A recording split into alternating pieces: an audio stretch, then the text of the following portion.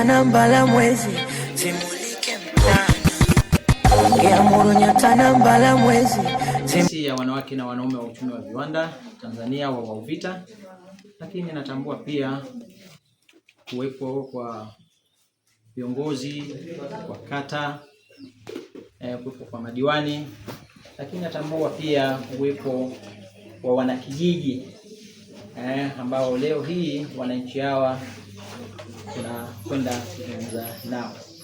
Kifupi tunasema tu kwamba nipate kusema itifaki imezingatiwa. Mimi kwa majina naitwa Suleimani Luvugo Ndaba.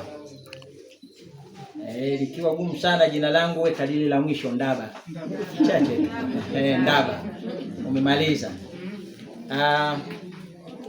Mimi ni mhamasishaji katika taasisi ya wanawake na wanaume wa uchumi wa viwanda Tanzania wa UVITA, manake taifa. Leo tuko katika fikia na kuweza kuzungumza na nyinyi mawili matatu. Kabla sijamsimamisha ambaye ni mkurugenzi wa taasisi ya wanawake na wanaume wa uchumi wa viwanda Tanzania, kisha salamu ambayo tunasalimiana. Tutakuwa tuko tayari jamani?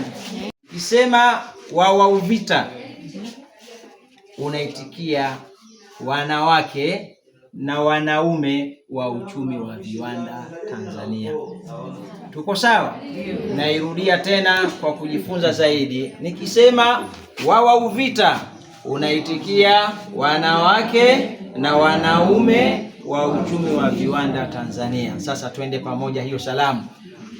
Wa UVITA, wanawake na wanaume wa uchumi wa viwanda Tanzania. Asanteni sana. Hiyo ndo salamu yetu tunayosalimiana wanafamilia. Sasa hata kama umekubaliana kwamba unaenda kusikiliza sera za kuweza kuwa mwanafamilia, si ndio hivyo? Ndio. Na mimi tuwe mwanafamilia moja. Tuko sawa hapo? Haya. Mambo ya kuelezea sasa taasisi kwa undani zaidi nitamwachia mkurugenzi, ndo ataweza kuelezea mambo mazuri na yaliyoko ndani ya taasisi, lakini mimi nitakuelekeza tu jambo moja na la pili na la tatu, namna gani utaweza kuwa mwanafamilia wa taasisi hii. Tuko sawa pamoja jamani Haya, tutakwenda na hatua unapohitaji kuwa mwanafamilia wa taasisi hii ya wa UVITA, yani wanawake na wanaume wa uchumi wa viwanda Tanzania.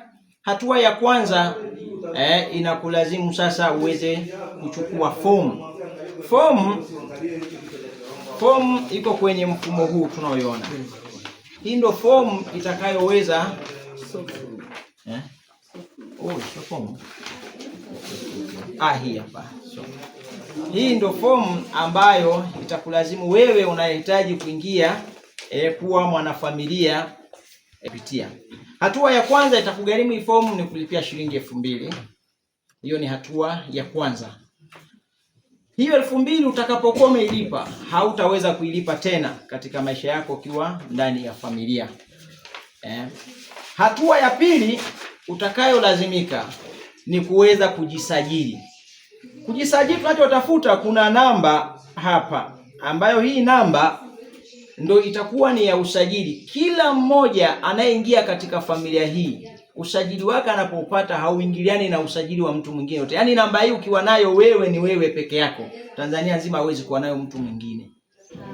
Kwa hiyo hazingiliani, nabaki ni wewe tu. Tukitaja hii namba katika mfumo, tunamjua ni fulani na yuko mahala fulani, alijiunga lini na ni mwanachama kawaida au ni mwanachama kiongozi. Sawa? Sasa ili kuweza kupata huu usajili utakugharimu shilingi 25,000. Kwa lugha iliyozoeleka sema ndo umejiunga. Tuko pamoja hapo ambao unasema amejiunga, si tunasema amepata usajili. Hatua ya tatu ni kuingia kulipa ada ya kumfanya mwanachama kuwa hai, lakini pia kupitia baadhi ya maendeleo ambayo yanaweza kupatikana kupitia hiyo ada. 2,000 ambayo ni ada ya kila mwezi, yenyewe huwa haina kikomo kwa sababu ndio inakufanya uwe mwanachama hai. Tuko pamoja? maana yake mwezi. Kwa mwaka mzima ni sawa na shilingi ngapi? 24,000, sio? Kwa hiyo kwa mwaka, kila mwaka unapoisha lazima utaingia kuilipa hii fedha. Hizi fursa tunazozizungumza ambazo zinapatikana ndani ya taasisi ya wanawake na wanaume wa uchumi wa viwanda Tanzania, ambazo hizo fursa nadhani mkurugenzi atapata muda mzuri wa kuzizungumza, sawa? Ya kuzizungumza. Hizo fursa ndo zinakufanya wewe sasa uweze kulipia ada ya mwaka mzima. Lakini ingekuwa kwamba fursa inakuja ni ya mwezi mmoja, tungekwambia wewe lipa tu mwezi mmoja. Haya, tunarudi kwenye kipengele kingine. Taasisi hii imebeba wanawake na wanaume na vijana jinsia zote, maana yake wa kike na wa kiume. Lakini pia kwenye umri haijaacha, kuanzia umri wa miaka 18 mpaka umri wa miaka 80, 90 mpaka 100, kama bado yuko na ana nguvu na ana akili timamu, yuko vizuri, maana yake ana haki ya kufanyaje?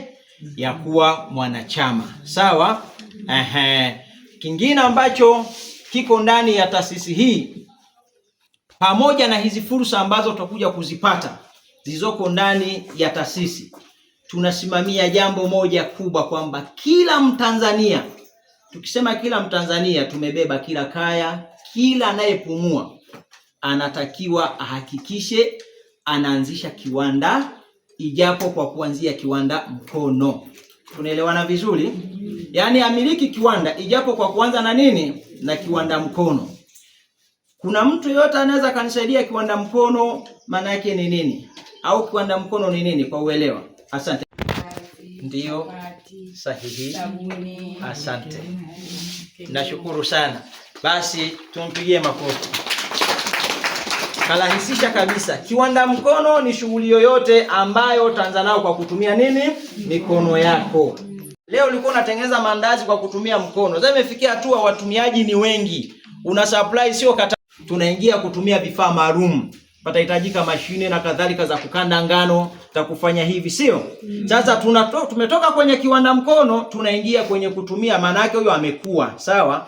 Sasa hiki kiwanda mkono tutajaribu kukiangalia kwamba kwa upana zaidi. Sasa taasisi imejikita na kuhakikisha kila mmoja, kila kaya inakuwa na kiwanda, ijapo kwa kuanza na kiwanda mkono, sawa?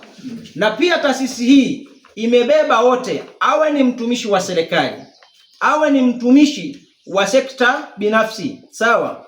Aidha huyu mtu amejiajiri au hajaajiriwa, wote wako ndani ya mfumo, wanatakiwa wazalishe bidhaa, wawe na chochote cha kuweza kuzalisha, lengo kukuza uchumi na pato la kaya. Tunakwenda kutoka kaya tunaingia kijiji hadi kata na Tanzania kwa ujumla, sawa? Kwa nini sasa huyu mfanyakazi atapataje muda wa kuzalisha hizi bidhaa? Sawa? Anazalisha sabuni, amejifunza kwenye ujasiriamali. Tunamweleza kwa muda wake ule wa ziada. Akishatoka kazini, amefika nyumbani hata kama ni saa 10, awe na lisata hilo limoja la kuingia kiwandani kwa elimu atakayokuwa ameipata. Yaani hiyo fursa ambayo ameipata. Nadhani nimezungumza, mkurugenzi ataifafanua vizuri. Sasa huo muda nao utumia kwa ajili ya kuzalisha. Tunamsihi hilo lisali moja, kama ana watoto kuanzia miaka 17 kurudi chini mpaka miaka 5, wakati baba anazalisha, watoto wawepo wanao wanafanyaje? Wanaona, wanajifunza, sawa? Kiwanda mkono kinafanyikia nyumbani, hakihitaji kuwa na jengo kubwa. Jengo tutalipata baadaye, lakini tunaanza na pale ambapo tunaweza ndani ya familia zetu. Hawa tutakuwa baba anapofanya au mama anapokuwa anazalisha kila anachokizalisha, watoto wanapoona, baada ya muda hawa tayari ni kiwanda mkono. Kabla hata hawajaingia wanasoma hawa kwa nadharia, yani wanasoma kwa kitu ambacho wanakiona kwa kutengeneza, sio? Kwa hiyo ndio maana tunasema sasa yeyote awe ni mtumishi, asiwe mtumishi, wote wanaingia kwenye mfumo, kwamba taasisi inahitaji wote waweze kumiliki kiwanda mkono. Na watakapoingia kuweza kufaulu katika hilo, uwezeshaji sasa unarudi kwenye fursa zinazopatikana ndani ya nini? Ya taasisi. Niweze kupata kumkaribisha sasa mkurugenzi wa taasisi ya wanawake na wanaume wa uchumi wa viwanda. Rehema, naomba karibu uweze kuzungumza na halaiki hii ambayo imekusubiri toka asubuhi. Asanteni kwa kunisikiliza.